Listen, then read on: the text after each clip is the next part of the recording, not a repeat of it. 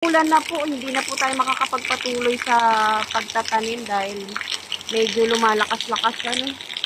Tuluyan na pong umulan. 11:25 na po ng umaga dahil tumigil po tayo sa pagtatanim. So, ito naman po muna ang haharapin natin. Ang pag-iihaw ng bangus. Ayan, nagsisiga na po tayo ng uling. So, ayan po, nahiwa na po natin yung kamatis at saka sibuyas. Ito na po, nailagay na po natin yung, yung kamatis at sibuyas sa tiyan ng bangus. Ngayon, ibabalot na po natin ng foil. Yan, naibalot na po natin ng foil. Yung ating pong bangus ngayon, ready to cook na. Sasalang na po natin dun sa ihawan. Magluluto po tayo ng adobong manok, pero lalagyan natin ng pritong tokwa. Hiniwa na po natin na parang dice. Hiniwa na po natin ng ganito.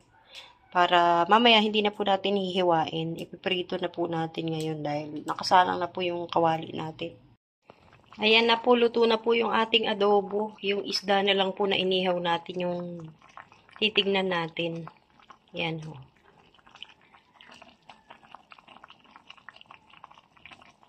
Yan na po yung ating inihaw na bangus. Luto na po yan pero hindi natin hahanguin hanggang sa maubos po yung apoy. Pero okay na po, luto na po yan. Yan na. Ayan, magandang hapon. Andito na naman po tayo sa labas at 2:00 na po ng hapon ngayon. Ngayon lang po tumigil yung ulan. So ngayon, nandito na naman tayo at ipagpapatuloy po natin yung ginagawa natin. Ang magtanim po ng kamuting kahoy. At ito na nga po nasimulan natin kasi kanina umulan. So ngayon, mas madali po dahil nabasa na po yung lupa. Kanina po tuyong-tuyo. So, ayan, magtatanim po tayo ng kamuting kahoy dito, no. Pahilera pong ganyan. Parang, ito na po kasi magiging pinakabakod po, no. Ng magiging tanim nating kamuting kahoy. Tapos, itong kamuting kahoy, tatanggalin po natin yan. At, ililipat po natin dun. No? Aayusin po natin yung garden natin. So, ang una nating gagawin, ayan, magdadagdag na po tayo ng kamuting kahoy. Ayan o. Ni-ready na po yan ni Pure Health. Kaso hindi nga niya naasikaso. So ako na lang po ang gagawa, no. Ayan na po yung naitanim nating kamuting kahoy. At hindi pa po tayo tapos. Hanggang dito po yan, no. Ililipat po natin yung mga kamuting kahoy doon. Dito po, no. Pati rin yung kamuti natin. So, ayan na po yung nagawa nating hukay. Para po dito sa kamote na itatanim natin. Dahil malalim na po siya. Yan. Lalagay na natin. Parang kulang pang lalim niya. Ayaw po tumayo.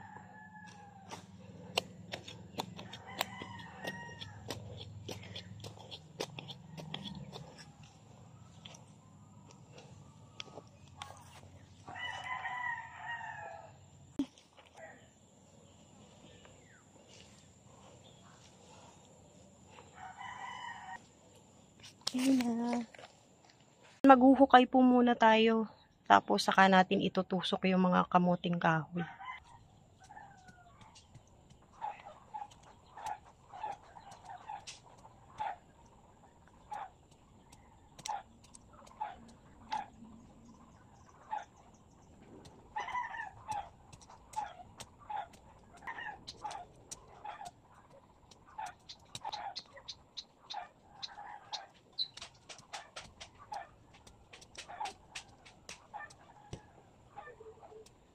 Yan, 4 na hukay po yung nagawa natin. Ngayon, ang gagawin natin dyan, yung mga nandito na nakatanim dito sa gilid ng bahay namin, ililipat po natin doon. Ano?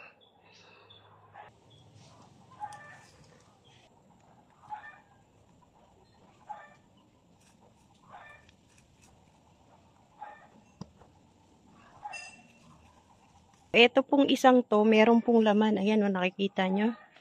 Huhukayin po natin yan. At ito yung ililipat natin dun sa kabila.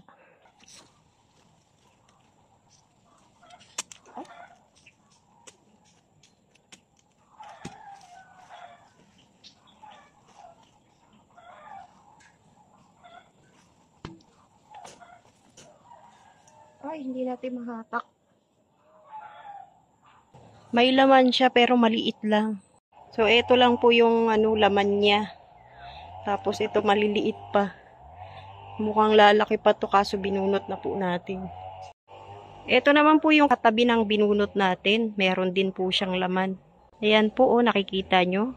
Medyo mahaba po siya, no? Dahan-dahanin po natin para hindi po siya mabali. Yung laman po ng kamuting kahoy.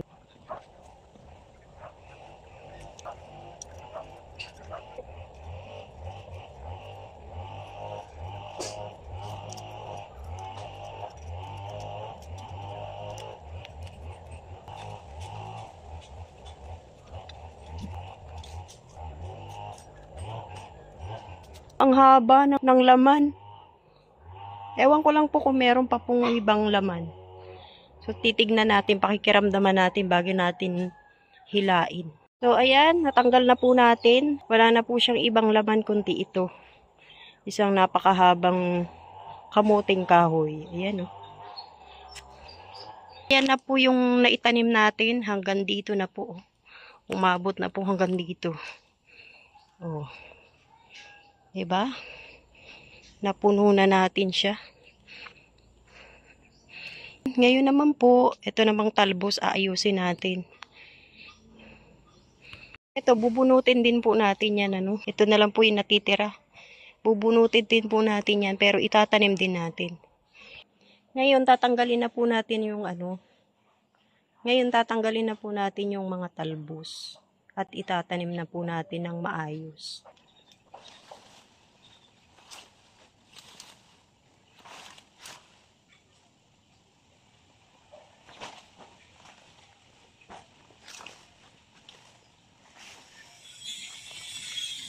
Tanggalin na po natin yung mga talbos, ililipat natin dun sa kabila.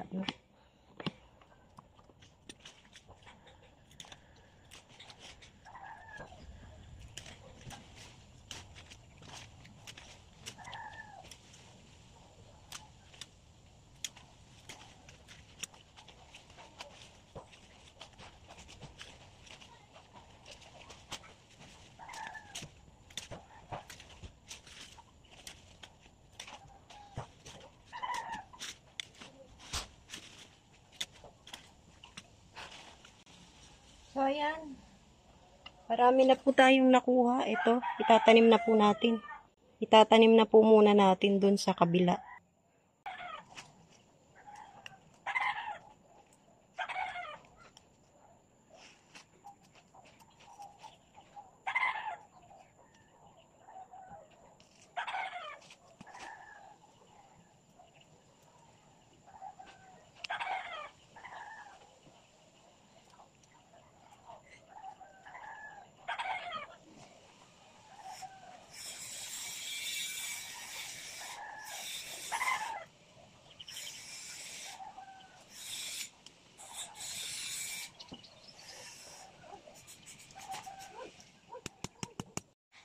Ayan, nakakadalawa na po tayo ng tanim. Tinatanggalan po natin ang dahon para pag tumubo po siya, panibagong dahon din.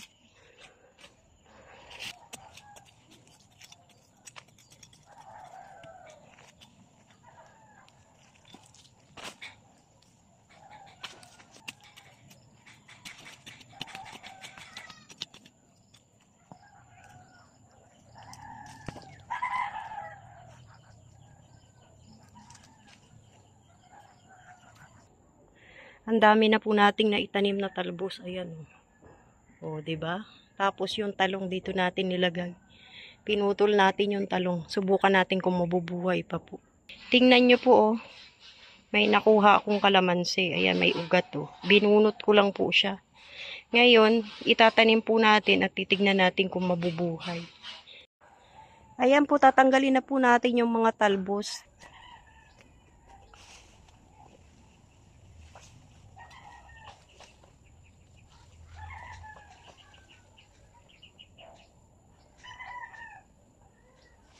So, ayan, natanggal na natin. Nakita nyo po kung gaano po kaluwang yung garden natin ngayon. So, dadagdagan pa po natin yung ating mga pananim. Ang naiwan na lang po dito, ayan, yung okra tsaka yung saluyot, yung talong. Ngayon, lilinisin na lang po natin yung gitna para mas malinis, mas magandang tingnan. Kakalay-kayin po natin yung mga dahon na naiwan.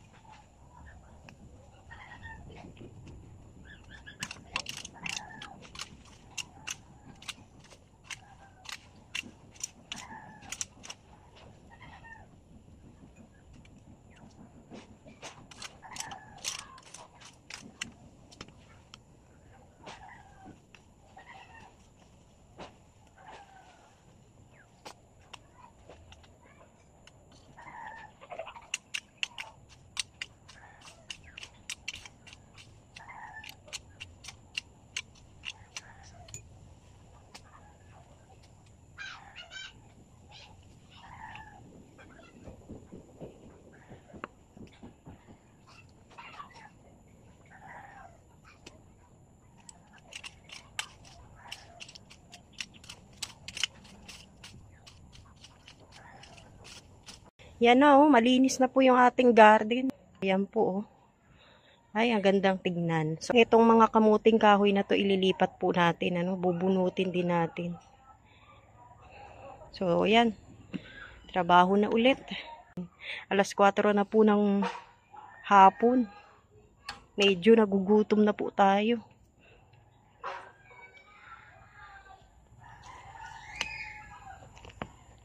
Oh, matagal na bunutin. Ay, wala siyang laman, oh. Naglalaman pala. Oh.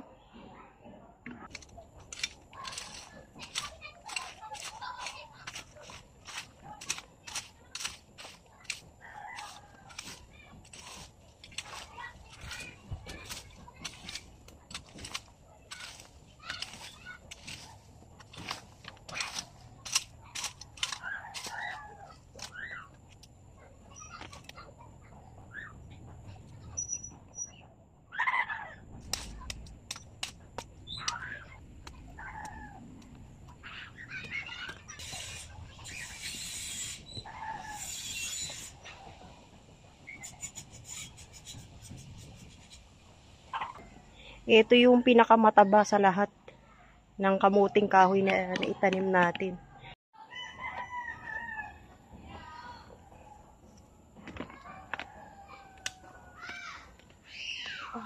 Uy!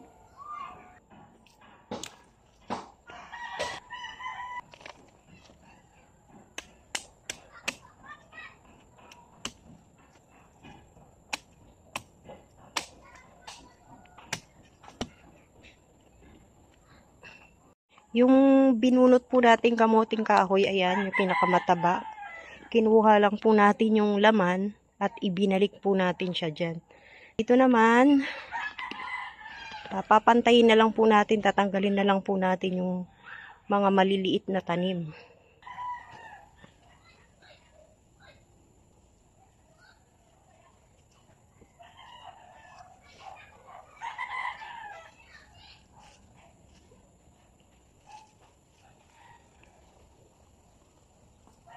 Yung oregano po, dito na lang po, hindi na rin natin tinanggal. Katabi pa rin ng kamuting kahoy. So, ayan. Dami nating nakuha, oh. Oh. Tapos may gabi pa, oh. 'Di ba? Dami nating nakuhan laman. Yung rose dyan na lang po natin talaga ilalagay. Hindi natin binunot yung saluyot. Ayan, oh. Baka mabuhay pa eh. Sayang naman na po ang nangyari sa ating taniman. Malinis na, malawak, at nagtanim na tayo ng talbos. Tapos yung kalamansing binunot natin, ayan, dito natin nilagay. Tapos yung sili binunot din natin, sana mabuhay. Dito rin natin nilagay. Itong mga pinutol natin sa talong, ayan, dito naman din natin nilagay. Dito naman siya. Ayan yung mga talbos. Napaligiran na natin ng kamuting kahoy. Yung kamatis, dito natin nilagay. Ayan. Dito natin tinanim. Tapos ito yung binigay ni Ate Marilong buto. Nilipat natin. Ewan ko lang kung mabubuhay pa. Pero at least, 'di ba, nilipat ko, sinubukan ko. Ayan na lang po. Magtatanim na lang po tayo dito ng isa pang kamuting kahoy. So, ayan na lang po muna. Maraming salamat po sa lahat po ng manonood. Magandang hapon po. God bless po at shoutout po kay Ate Annie Haramilia, kay Mr. PH, kay Mag-Jasmine, shoutout po. At sa inyo po sa Kalingap viewers and supporters, mabuhay. Maraming salamat po. God bless po. Magandang hapon. Salamat. Tingnan nyo yung kamay ko, oh. Ay, puro putik. Medyo nag-ano na siya, oh. Nagpaltos. Kahawak ng itak. Ayan, oh. Sakit.